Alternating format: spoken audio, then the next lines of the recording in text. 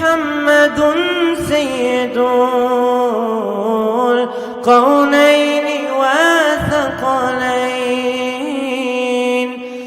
والفريقين من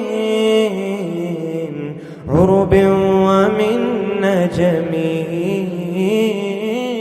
صدیوں کے فاصلے بھی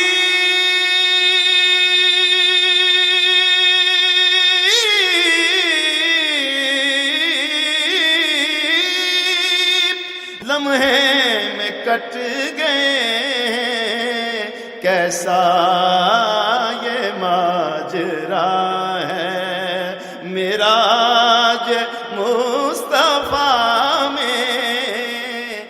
یہ واحد ذکر ہے حضور کی شان میں بلکہ پورے قرآن میں کہ اللہ تبارک و تعالیٰ نے اپنے محبوب کی عظمت کا ذکر کیا، معجزہ معراج کا، اور شروع کہاں سے کیا؟ سبحان اللہ، اللہ نے کہا. اب جس نے انکار کرنا ہے کہ عالم بیداری میں مصطفیٰ معراج پر نہیں گئے، یہ ممکن نہیں، تو گویا وہ اپنے ایمان کو برباد کر رہا ہے.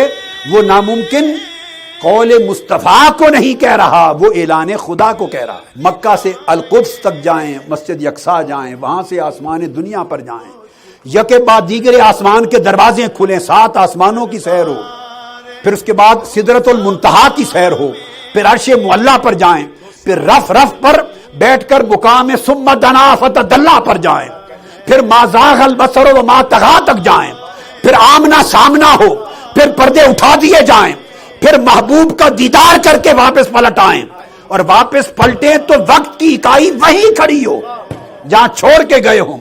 اگر اتنا عظیم تحفہ بھی خدا کی بارگاہ سے مل جائے تو بندے کی شان یہ ہے کہ وہ یہ نہ کہے کہ میں گیا. اگر قرآن سمجھا ہوتا تو آج اس امت کی ہر مسجد میں معراج مصطفیٰ منایا جا رہا ہوتا.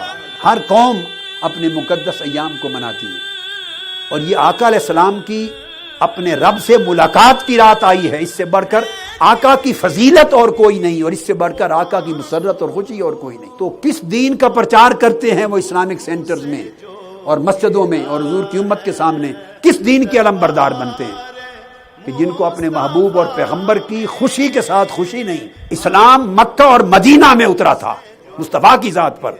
ایمان اور اسلام وہ ہے جو نسلوں سے آقا کے غلاموں میں، امت میں ائمہ کے ذریعے چلا رہا ہے. اماموں پر، خطیبوں پر یہ فرض نہیں کہ حضور کے جس معجزے کو اللہ بیان کر رہا ہے، کیا ان پر یہ فرض نہیں کہ جب وہ مہینہ آئے تو اللہ کی سنت پر عمل کرتے ہوئے اپنی مسجدوں میں بیان کریں؟